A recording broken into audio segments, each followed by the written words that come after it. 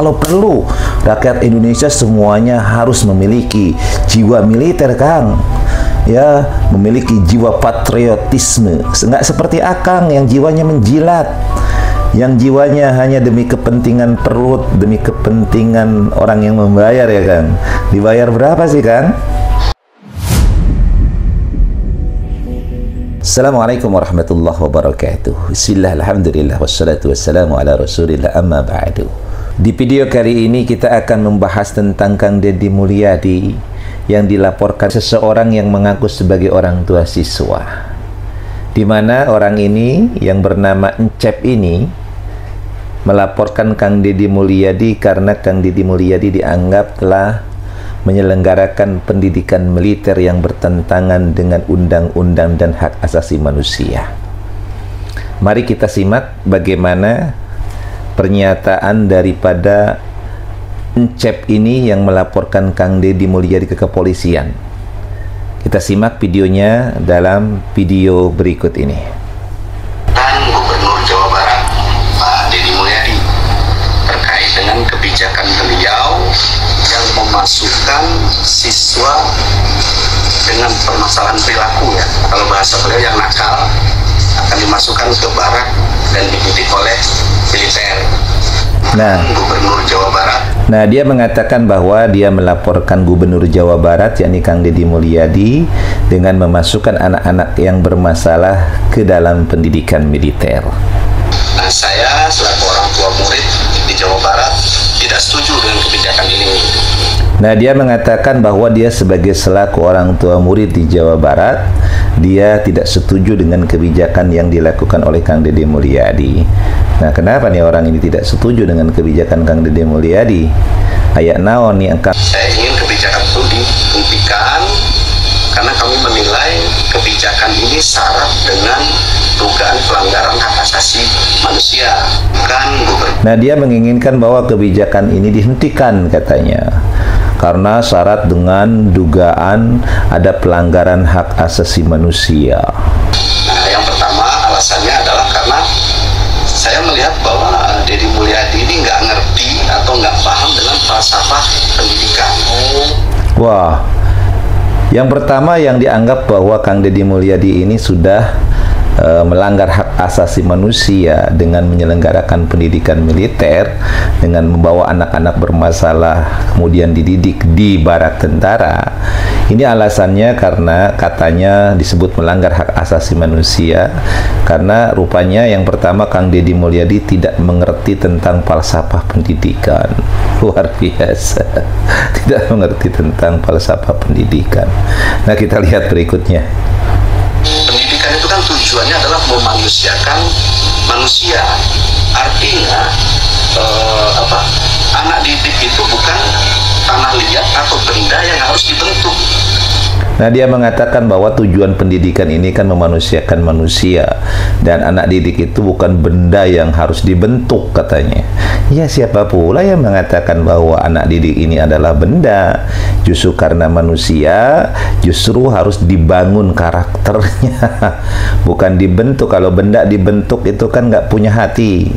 Nah, kalau manusia ini kan dibentuk, kemudian karakternya dikuatkan ke arah yang positif. Tapi anak didik itu adalah subjek atau manusia yang harus dibimbing atau ditumbuhkan potensi tumbuh kembang serta bakatnya. Nah, ini katanya harus dibimbing, ditumbuh kembangkan bakatnya. Iya kan, bakat itu memang kan harus dibentuk. Dibentuk itu ya harus ditumbuh, dikembangkan, kemudian diarahkan. Ya, sarua bayi atau akang dibentuk, ditumbuh kembangkan, diarahkan. Dia juga maksudnya mah akang. Permasalahan kenakalan sebetulnya, kenakalan remaja itu menurut kami ya orang tua siswa ini, kenakalan siswa itu karena mereka tidak didengar. Kemauan mereka, permasalahan mereka tidak didengar, dan itu tugas dari guru dan orang tua beserta pemerintah yang memegang kebijakan tentang pendidikan. Nah, katanya permasalahan ini, anak-anak nakal ini karena katanya anak ini tidak mau didengar. Aduh, tidak mau didengar gimana, Kang? Anak zaman sekarang ini kan anak-anak yang bebas mengekspresikan diri. Ini orang tuanya seperti apa kok tidak mau mendengarkan anaknya? Justru kita sebagai orang tua itu membimbing, mengarahkan, mau dijadikan apa ke depannya anak ini ya tergantung orang tuanya. Kullu mauludin yuladu alal fitrah. Setiap anak yang dilahirkan itu berdasarkan fitrahnya. Maka kedua orang tuanya yang akan menjadikan apa nih anaknya? Apakah akan menjadi Yahudi atau menjadi Nasrani atau akan menjadi seorang Muslim yang taat, yang saleh, yang baik, ya tergantung kepada orang tuanya. Jadi bukan nggak mau didengar, kita tetap harus mendengar apapun yang diinginkan anak, tetapi harus kita arahkan. Kalau anak itu salah ya harus segera diingatkan. Nah itulah tugas orang tua. Ya memegang kebijakan tentang pendidikan, bukan ujuk-ujuk dibawa ke militer lalu dibina, dididik ala-ala militer. Nah dia mengatakan bahwa tugas pendidikan ini kan dibebankan kepada orang tua, siswa, kepada sekolah dan juga kepada pemerintah yang berwenang, yang memiliki memang memayungi atau mempunyai kewenangan dalam mengatur masalah pendidikan. Nah bukan ujuk-ujuk dibawa kepada militer. Nah ini Kang Cep kagak ngerti juga apa. Yang menyerahkan kepada pendidikan militer itu kan orang tuanya, guru-gurunya yang sudah tidak mampu lagi kemudian menangani anak-anak bermasalah ini karena kenakalannya bukan hanya kenakalan biasa tetapi sudah mengarah kepada kriminal. Coba Kang Cep kalau punya anak laki-laki sering tawuran, bacokin orang atau dibacok orang, gimana tuh? Atau anaknya terlibat dengan geng motor kemudian pada ribut bawa senjata, gimana tuh Kang? Justru pendidikan militer yang diadakan oleh Kang Deddy Mulyadi itu karena memang orang tuanya, sekolahnya sudah tidak mampu lagi menangani. Maka kemudian dalam rangka meredam dan tidak kemudian menimbulkan permasalahan yang kemudian berkepanjangan dan juga merembet ke anak-anak yang lain, maka anak-anak bermasalah ini harus dididik, dibina. Nah, salah satunya dengan pendidikan militer, bukan kemudian pendidikan yang sadis. Nah, ini yang harus dipahami oleh Kang Cep ini. Lalu bagaimana? Apakah gubernur boleh mengatur tentang pendidikan? Ya jelaslah, tugas tupoksi, kewajiban dasar daripada gubernur itu, termasuk di bawahnya itu bupati, adalah salah satunya kewajiban dasar daripada gubernur itu dalam bidang pendidikan. Apa? Misalnya bertanggung jawab tentang fasilitas gedungnya, sarana dan prasarananya. Nah, masalah kurikulum memang itu diserahkan kepada kementerian. Ada kurikulum yang mengikuti yang ditetapkan oleh kementerian secara nasional. Tetapi gubernur itu boleh kemudian mengatur tentang masalah pendidikan yang terpenting tidak bertentangan dengan kurikulum nasional. Kan yang jelas bahwa mereka itu tetap sekolah seperti biasa, mendapatkan pendidikan-pendidikan dan pelajaran-pelajaran sekolahnya, Kang. Jadi kurikulum nasionalnya tetap dijalanin, bukan kemudian seperti militer yang hanya kerjaannya latihan dan latihan. Tidak seperti itu, Akang. Makanya kali-kali Akang Cep ini datanglah ke pendidikan militer, matanya pelototin tuh, lihat, buka. Nah, ada nggak jaminan selama dibina di barak ini mereka tidak diintimidasi, tidak dibentak, tidak dimarahi?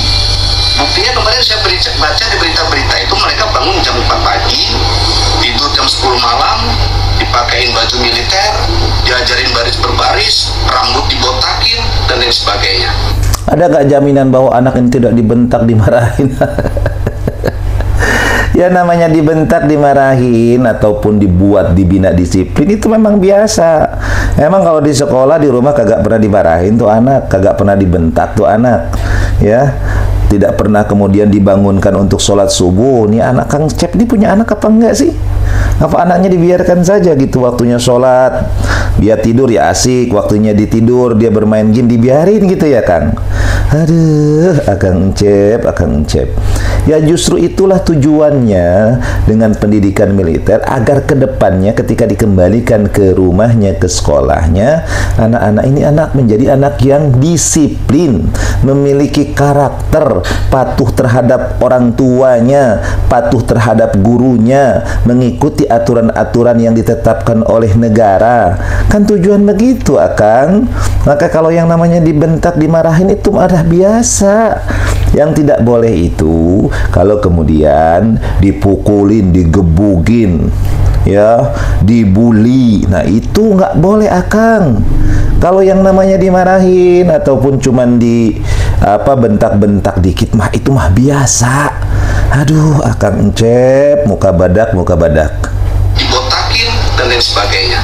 Nah, ini terbuka peluang yang sangat besar untuk terjadinya pelanggaran HAM. Katanya terbuka peluang terjadinya pelanggaran HAM. Coba deh belajar itu HAM itu apa. Terus yang melanggar HAM itu apa, Akang? Ini sekolahnya jangan-jangan sekolahnya di ujung kulon ini, deket Badak ini, yang diseruduk badak mulu ini kayaknya nih. Pertama, yang kedua, apakah ada jaminan dengan dibawa ke barak militer ini masalah kenakalan itu akan terselesaikan? Ya kan? Lah, katanya apakah ada jaminan dengan dibawa barak militer ke barak militer itu masalah kenakalan itu dapat terselesaikan? Lah, namanya juga usaha atau Akang. Kalau sudah orang melakukan atau sudah melalui pendidikan, kemudian dibina, nah ke depannya kemudian apapun yang terjadi itu kan dikembalikan kepada orang tuanya, bukan lagi diurusin oleh negara atau oleh Kang Deddy Mulyadi. Nah, nanti setelah dikembalikan kepada orang tuanya, kepada lingkungan sekolahnya, kepada masyarakatnya, maka tanggung jawabnya ada pada orang tua kembali. Kan pendidikan itu hanya dilaksanakan maksimal 1 tahun. Ya, dalam 1 bulan misalnya ada perubahan, ya bisa dikembalikan. Targetnya kan antara 6 sampai 1 tahun maksimal. Kan begitu, Akang. Jadi jaminan tentang bahwa tidak akan nakal lagi, ya itu nanti mudah-mudahan kita berdoa bahwa anak-anak yang mengikuti pendidikan militer ini berubah menjadi anak-anak yang baik, anak-anak yang disiplin, anak-anak yang soleh dan soleha. Coba ada jaminan juga, apalagi kurikulum untuk pendidikan di militer itu tidak diuji, tidak terbukti ampuh atau tidak. Katanya kurikulumnya tidak diuji, terbukti ampuh atau tidak. Sok tinggal ikusia. Gimana orang-orang yang masuk pendidikan militer, tentara-tentara yang kita bangga-banggakan sekarang ini, yang kita bangga kepada mereka itu, mereka kalau sudah dididik di militer, Polri, TNI, Polri, itu mereka disiplin, Akang. Luar biasa, itu terbukti nih, Akang Cep. Ini berarti menghina nih, menghina TNI dan Polri, dianggap pendidikan TNI Polri ini tidak mampu menjadikan anggota-anggota TNI dan Polri disiplin. Nih harus dilaporkan nih, Akang Cep ini sudah menghina institusi TNI dan Polri karena menganggap mereka tidak bisa mendisiplinkan anggota-anggotanya. Nih rasain nih, laporin. Kurikulum maupun metode pendidikan yang baik untuk anak terkait dengan permasalahan siswa dan lain sebagainya itu sudah lengkap diatur. Katanya kurikulumnya sudah lengkap diatur. Ya iya, kurikulum nasional mah itu milik kementerian, Akang. Ya, kurikulum nasional bagaimana polanya di sekolah itu memang sudah diatur dan tidak sempurna, masih harus diperbaiki ya. Kalau kita lihat kurikulum nasional sekarang justru menurut hasil survei itu sangat tidak efektif, bahkan pendidikan di Indonesia itu merosot, jatuh jauh. Kita ini menempati 12 kalau urutan 12 berarti kita 68, Akang. Gara-gara kurikulum nasional yang nggak bener tuh. Kurikulum nasional yang sekarang ini, yang 5 tahun ini sudah dipakai, itu yang menyebabkan merosotnya ranking kita dalam sisi pendidikan nasional. Melek atuh baca. Dan sebagainya itu sudah lengkap diatur oleh Kementerian Pendidikan. Guru juga tahu metode dan lain sebagainya.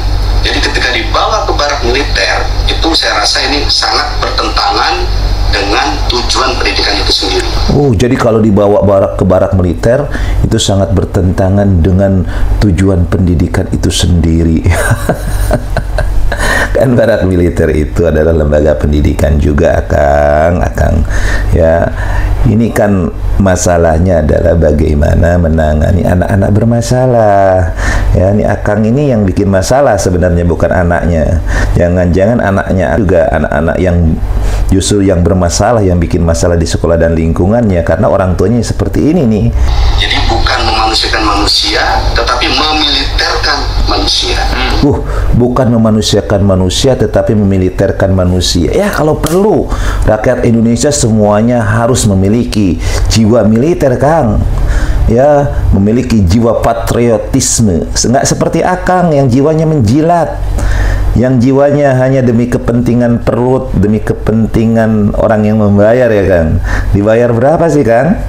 Itu yang kedua. Yang ketiga, nggak ada satupun payung hukum yang membolehkan militer untuk ikut andil dalam menyelesaikan permasalahan kenakalan remaja.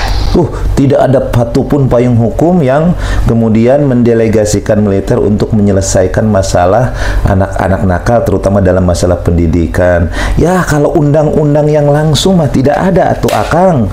Masalah pendidikan diatur oleh Kementerian Pendidikan, oleh yang dimana undang-undang mengatur tentang masalah mekanisme pendidikan. Tetapi ini kan pendidikan khusus memang belum dibuat undang-undangnya. Yang nanti kita berharap nanti DPR RI, ya, Komisi 10 itu membahas, menggodok, coba buatlah undang-undang berkaitan dengan bagaimana menanggulangi anak-anak bermasalah, anak-anak yang nakal, dibuat atuh. Sementara ini kan ini sebagai sebuah hal yang emergensi yang dilakukan oleh Kang Deddy Mulyadi, ya Kang. Jangan berbicara masalah payung hukum. Akang ini kuliah di mana, Kang? Ngerti nggak apa itu hukum? Ngerti nggak itu cara bagaimana menerapkan hukum? Ya, belajar hukum yang baik, Akang. Itu nggak ada satupun pasalnya atau payung hukumnya. Nah, dilihat dari sini, kami menduga bahwa Deddy Mulyadi ini sudah melakukan penyalahgunaan wewenang. Wah, katanya Kang Deddy Mulyadi udah melakukan penyalahgunaan wewenang. Wewenang gubernur itu di dalam bidang pendidikan.